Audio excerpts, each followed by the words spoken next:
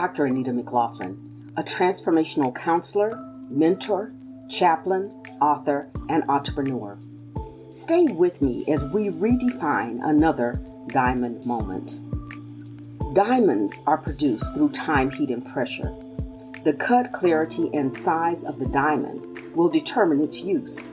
The use of the stone adds to its value. Life's diamonds are produced in the same manner and their value is determined the same way.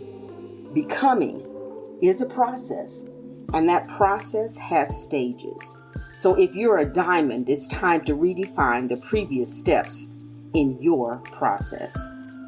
If you haven't done so, please join me on Wisdom, where you'll be able to speak with me personally, leave questions that I will answer, and where we can develop a true relationship.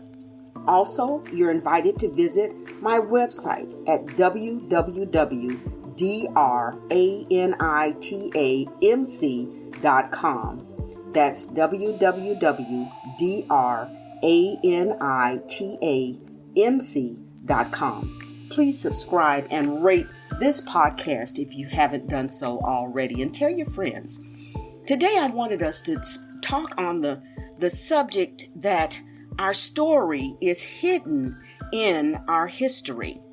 Who we are, the way we respond to things, the way that we handle the roads moving forward is actually hidden in our own stories, which is represented in our history.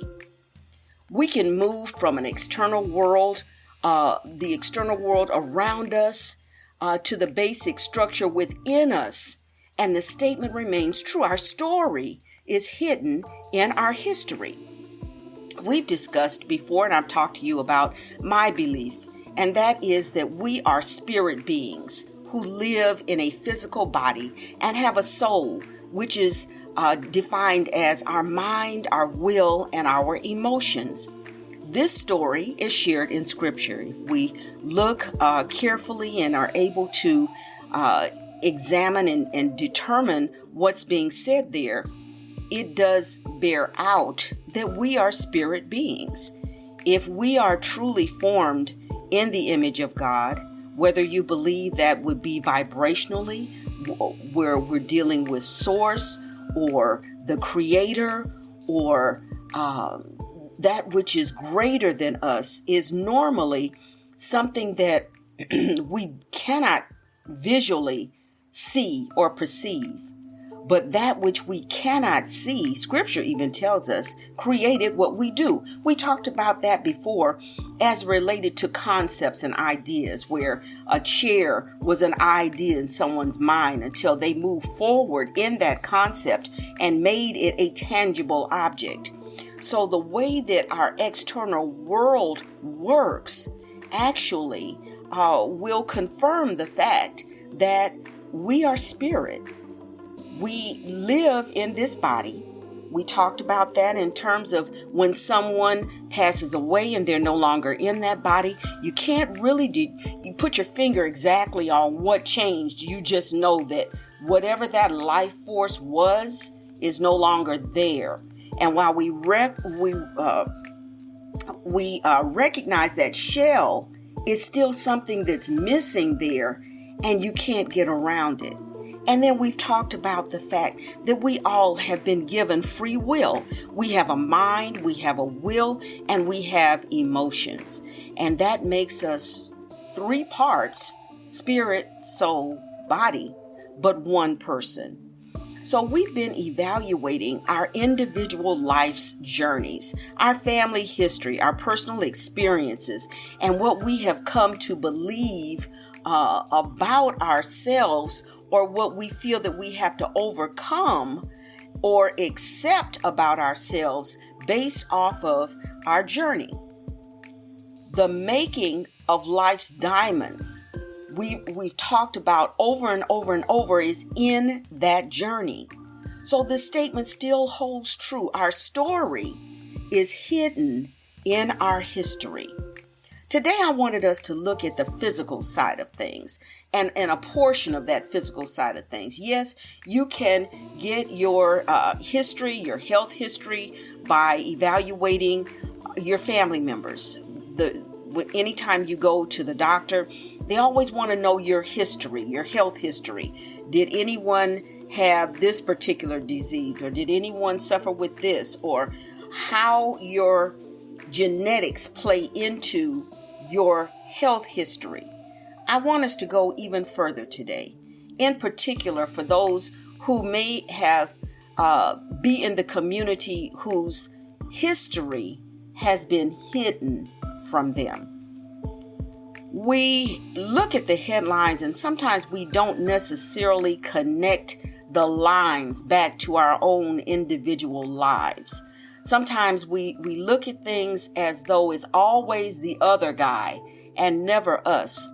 But I wanted us today to really evaluate our own history and how that history can be changed and altered and made ineffective, and that we as individuals are responsible for doing something with our own history. A lot of what I talk about here is taking an active role in your own life.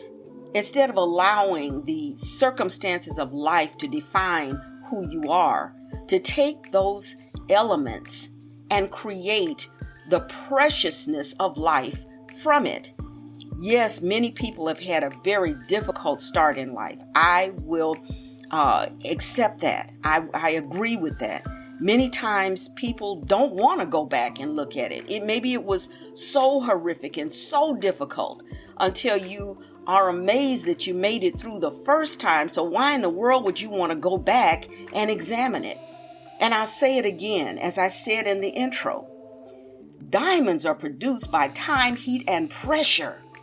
That pressure is fundamental for allowing you to extract from that experience something that is beneficial.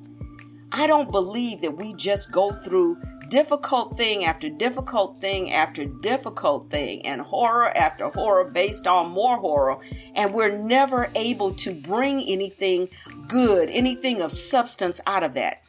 But it's difficult, and it takes a lot of courage to look inside and decide, I am not going to let this experience define me. I am going to get the good out of this thing, and I'm going to come out better because of it. And thus, a diamond is created. We polish it. We cut it. We bring out the facets of that diamond that give it value. We have in the United States today an area of the country that would like to cause a permanent forgetting of our history. There are areas who actually want to ban and legislate away the ability for our children to know their history. There are those who want to rewrite the history books and remove areas that we all know are true, so that we will not be able, for whatever their purposes are, to possibly regarding reparations or feeling that there may be hostility and anger, because this segment, and it's not everyone, this segment of the population believes that if we knew our history, we would be angry. Why? Because we have the curious way that we judge other people by ourselves. Some of these people feel that if I had been treated the way that you have been treated, I would want to lash out and get back at those who mistreated me. That's why in so many instances, the way that we continue moving forward, particularly in the United States, the way that we treat those who migrate to this country hoping for a better life, the way that we treat them is writing their history. The way that we interact with people on the street is writing their history. The way that we're treated by those who are leaders or in responsible positions. Those people are writing our history.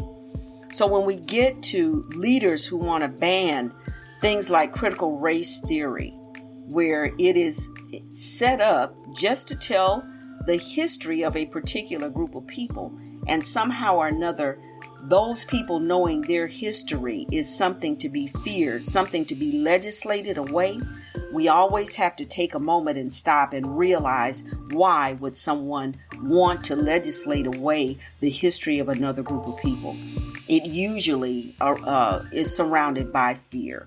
Fear of what might happen if they knew the truth, fear of what those changes could make in the lives of those who are seeking to obscure and to hide the truth.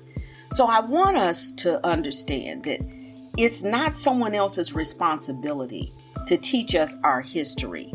It is our responsibility to dig in and know. American culture puts a lot of weight on the role of celebrity. And many times we see celebrities, particularly in the African American community, who say, well, I don't want to know my history. I don't want to know anything about Africa. And I can respect the fact that's their choice. They don't want to. But I would surely hope that if you're under the sound of my voice, that you don't take that stance. I think it's very important to look at, to research, and to know your history, because once again, our stories are hidden in our history. I had the opportunity to take a hard moment in life and recreate that experience to bring me to a place of a new diamond in my life. And for that, I am truly, truly grateful.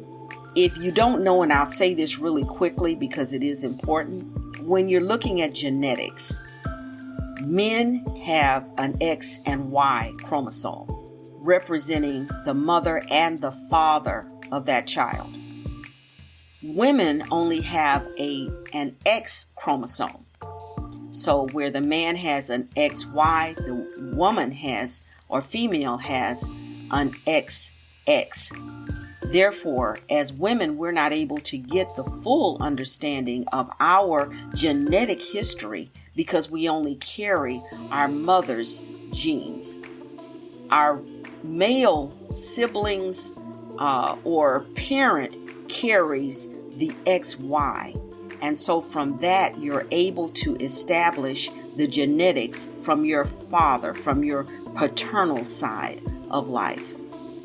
I had the opportunity recently to have my genetics tested along with my sibling.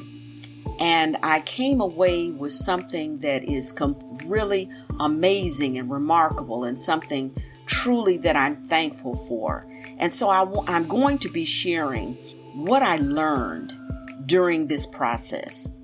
There are various companies that you can go to. I'm not promoting anyone in particular, but I did go through 23andMe because it had a broader base in African American genetics. I'm going to stop here, but I want you to join me next time.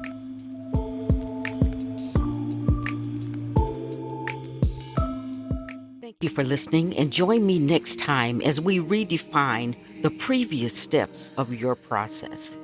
Never forget, becoming is a process. A process has stages.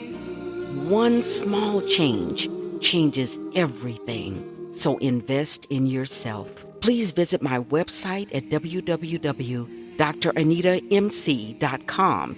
That's DrAnitaMc.com for links and additional information. And please rate the podcast if you're enjoying it.